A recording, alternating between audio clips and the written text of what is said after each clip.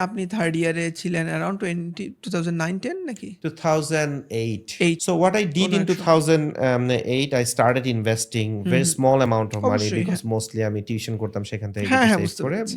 and parents এর কাছ থেকে কিছু হুম। টাকা পয়সা নিয়েছিলাম আরকি। বাট যেহেতু কিছু প্যারেন্টস এর কাছ থেকে টাকা পয়সা নিয়ে কিছু ইনভেস্টমেন্ট শুরু করেছিলাম, my father was always worried কি হচ্ছে আচ্ছা, না আচ্ছা, হচ্ছে। আচ্ছা, আচ্ছা। মানে কন্টিনিউয়াস নকিং এর উপর ইয়েস, রাখতো না? ইয়েস। আপনি আচ্ছা, একটা আচ্ছা। ক্লায়েন্ট যেভাবে করে হ্যাঁ, ঠিক হ্যাঁ, অনেকটা। মানে তো কিছুদিনের পরেই তখন বুঝতে পারি যে even if it is your parents কারো হ্যাঁ। কাছ থেকে টাকা নিয়ে ইনভেস্ট না, করা না, যাবে না। মানুষের টাকায় ইট হ্যাজ হ্যাঁ। To be your own money. হুম, তো তখন ২০০৮ এর একদম শেষের দিকে ইলেকশন হবে and it was quite evident who will come in the hmm, government. হুম, তো তখন ইনভেস্টমেন্ট করি এবং আল্টিমেটলি বেশ ভালোই লাভ হয়। বাট যেহেতু স্মল অ্যামাউন্ট অফ মানি ভালো লাভ হলেও অ্যাবসোলিউট অ্যামাউন্টে খুব একটা বেশি না।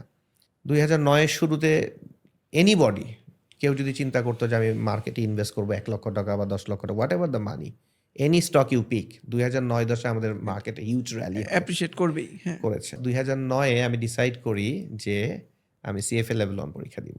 আচ্ছা। তো সিএফএ লেভেল 1 পরীক্ষা দিতে যেহেতু একটা পয়সা বড় লাগে, অঙ্কের হ্যাঁ। টাকা লাগে, so what I did I sold all the stock and invested in the human capital. আচ্ছা।